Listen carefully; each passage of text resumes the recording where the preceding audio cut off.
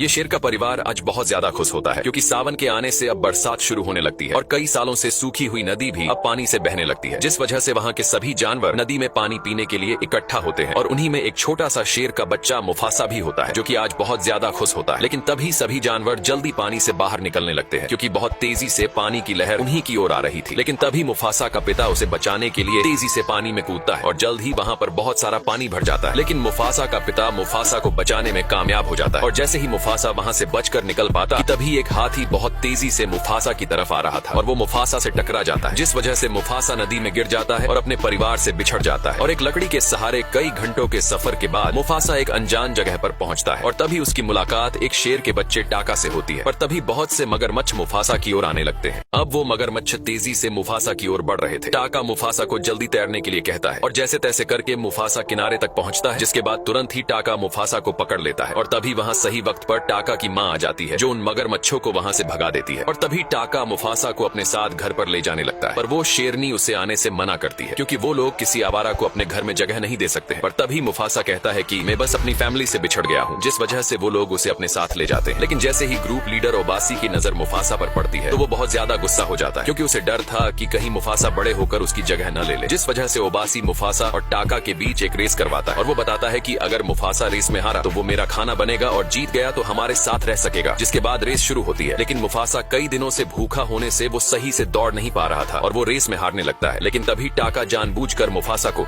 Race के दौरान जब टाका मुफासा से आगे दौड़ रहा था तो तभी जानबूझकर टाका मुफासा को उसके आगे जाने देता है क्योंकि टाका को एक भाई चाहिए था और तभी मुफासा रेस में जीत जाता है। ये देखकर ओबासी बहुत ज्यादा गुस्सा हो जाता है, लेकिन अब वादे के मुताबिक मुफासा उन्हीं के साथ रह सकता है। जिसके बाद मुफासा और टाका एक साथ खेलने के लिए जंगल की ओर निकल पड़ते हैं और अब जैसे जैसे वक्त बीत रहा था तो वैसे वैसे टाका और मुफासा भी अब बड़े हो चुके थे। वो लोग खूब मजे करते हैं, लेकिन अभी भी टाका का पिता मुफासा से नफरत किया करता है और टाका को उससे दूर रहने के लिए भी कहता है। और एक दिन जब मुफासा टाका की माँ के साथ शिकार पर जाता है तो टाका उन्हें छुप कर देख रहा था, लेकिन उन्हें ये नहीं पता था कि उन पर खतरा मंडरा रहा है। और तभी अचानक ये सफेद शेर हिरन पर हमला करते हैं, लेकिन बीच में शेरनी आ जाती है। मुफासा ये देखकर तुरंत उन्हीं की ओर भागता है और उन सफेद शेर के सामने खड़ा हो जाता है, लेकिन तभी शेरनी देखती है कि टाका डर के वहाँ से भाग गया था। मुफासा बिना डरे उन सफेद शेरों से लड़ रहा था, लेकिन तभी शेरनी पर सफेद शेर भारी पड़ने लगता है। वो सफेद शेर शेरनी पर भारी पड़ रहा था। ये देखकर तुरंत ही मुफासा उस सफेद शेर को धक्का मारकर शेरनी को बचा लेता है, जिस वजह से वो सफेद शेर मारा जाता है। जिसके बाद वो दोनों अकेले सफेद शेर को डराकर वहाँ से भगा देते हैं। जिसके बाद वो लोग घर की ओर निकलते हैं और तभी ओबासी उन्हें देखकर हैरान हो जाता है। शेरनी शेर को सारी बात बताती है और बताती है कि अगर आज मुफासा नहीं होता तो वो जिंदा नहीं होती। ये सुनकर ओबासी मुफासा का दिल से शुक्रिया अदा करता है और उसका कर्जदार हो जाता है। लेकिन तभी मुफासा उन्हें बताता है कि जल्द ही उन सफेद शेरों का हम पर हमला होने वाला है और अब यहाँ पर वो अकेला सफेद शेर अपने झुंड में पहुंचता है। लेकिन जैसे ही झुंड के लीडर को ये पता चलता है कि उसका बेटा एक शेर के हाथों मारा गया है तो वो उस बचे सफेद शेर को सजा के तौर पर मरवा देता है। लेकिन दूर से ओबासी का एक खबरी ये सब देख लेता है और तभी जल्दी से जाकर सारी बात अपने झुंड को बता देता है। ये सुनते ही ओबासी और शेरनी अपने शाही खून को बचाने के लिए मुफासा और टाका को नई जिंदगी के लिए उनसे दूर भेज देते हैं। लेकिन थोड़ी ही देर में वहाँ पर अब वो सफेद शेर का झुंड ओबासी के झुंड को चारों तरफ से घेर लेते हैं और तभी सफेद शेर कहता है कि अब से इस जंगल का एक ही राजा होगा और वो भी मैं। जिसके बाद वो सफेद शेर ओबासी के झुंड को कहता है कि आज तेरी मौत आ गई है और थोड़ी ही देर में सफेद शेर ओबासी और उसके साथियों को मार देते हैं। और अब यहाँ पर टाका और मुफासा को न चाहते हुए भी आगे बढ़ना पड़ रहा था और जिस बात का डर था वही हुआ। वो सफेद शेर मुफासा और टाका को ढूंढ ही लेते हैं क्योंकि वो लोग अपने खून का बदला लेना चाहते थे। लेकिन अब भागते हुए उनके सामने एक झरना आ जाता है, पर वो सफेद शेर मुफासा और टाका का वहाँ भी पीछा नहीं छोड़ते। लेकिन अब मुफासा और टाका के सामने दो रास्ते हैं, एक वो उन सफेद शेरों का सामना करे और दूसरा कि वो लोग झरने से नीचे कूद जाए। और वो लोग ऐसा ही करते हैं। मुफासा और टाका झरने से नीचे कूद जाते हैं और जल्दी से जाकर एक पेड़ की टहनी को पकड़ लेते हैं। लेकिन तभी वो सफेद शेर भी पानी में कूद जाते हैं, लेकिन उन्हें ये नहीं पता था कि पानी में मगरमच्छ भी है और तभी टहनी टूट जाती है और वो लोग पानी में बहने लगते हैं। उन सफेद शेर से बचते हुए टाका और मुफासा रात को एक जंगल में पहुंचते हैं, लेकिन जब वो दोनों आगे बढ़ रहे थे कि तभी उनकी मुलाकात एक अनजान शेरनी से होती है और उसके भी झुंड पर उन सफेद शेरों ने हमला किया था। पर वो शेरनी किसी तरह से बच गई थी और वो अपने लिए एक पक्षी जासूस भी रखती है जिसका नाम जाजू था। लेकिन तभी उन्हें कुछ अजीब आवाज सुनाई देती है। दरअसल यहाँ पेड़ पर रहे सभी बंदर इस अनोखे बंदर को वहाँ से चले जाने के लिए कहते हैं क्योंकि उन्हें वो एक श्रापित बंदर लग रहा था, जिस वजह से वो बंदर खुद ही वहाँ से चला जाता है। और तभी मुफासा उस बंदर को डराता है और उसे कहता है कि हम सब तुम्हें खा जाएंगे। लेकिन वो बंदर तो उन लोगों से जरा भी नहीं डर रहा था क्योंकि वो अपनी मंजिल की ओर जा रहा था। ये सुनते ही मुफासा भी उस बंदर की बातों का यकीन करने लगता है और उस बंदर के बताए रास्तों पर चलने का तय करता है। लेकिन वो बंदर सब लोगों की मन की बात जान लेता था, जिसके बाद वो लोग इन चट्टान के नीचे से चलने का तय करते ताकि उनके पैरों के निशान पीछे न छूट जाए। लेकिन ये सफेद शेर महक से पता कर लेते हैं।